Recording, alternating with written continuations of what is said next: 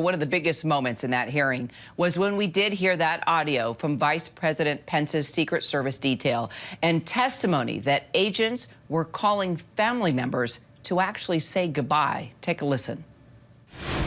They've gained access to the second floor, and I've got public about 5 feet from me down here below. Okay, copy.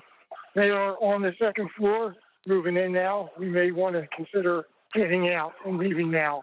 Copy. There's 6 officers between us and the people that are 5 to 10 feet away from me. Stand by. I'm going down to evaluate. Go ahead. We have a clear shot if we move quickly. Wow. For more on this, ABC's Zareen Shaw, along with ABC News legal contributor Kimberly Whaley, joining me now. So, Zareen, the committee says that former President Trump actually put a target on Pence's back that day when he tweeted that his vice president didn't have the courage to decertify the electoral votes. How close do you think we came to a tragic outcome there?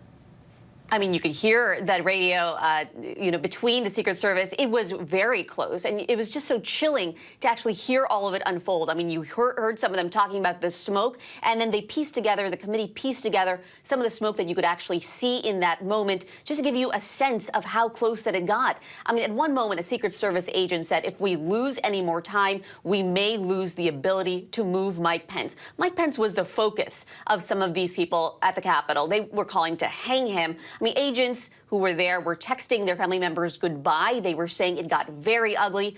Pierre Thomas, who has spent many, many years in the Justice Department, said in all of his years, he doesn't think he's actually heard Secret Service radio traffic. He talked about the urgency, the intensity, which you could hear in the sound that you just played over there. And it gives a window into why some of these text messages, why the committee is going after them, why they were subpoenaed, and why they still want to see some of them. Only one has been turned over so far. They requested the texts from January 5th and January 6th. They were deleted. They were purged in an automatic migration, but they are still trying to get some of those text messages to get a window into just exactly how close it was. And as we can see, very close from that audio.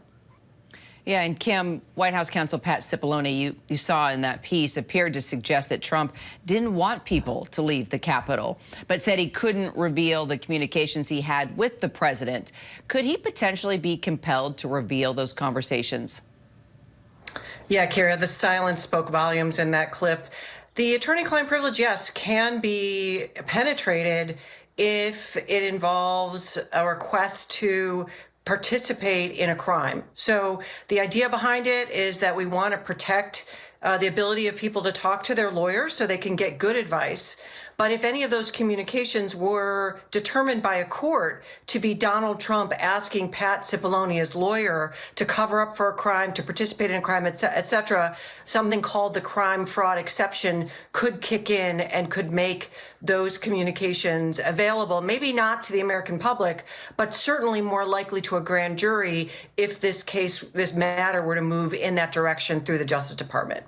So, Kim, now all eyes are on the Justice Department. So does Attorney General Merrick Garland have the evidence now that he needs to bring charges against Trump or any of his allies?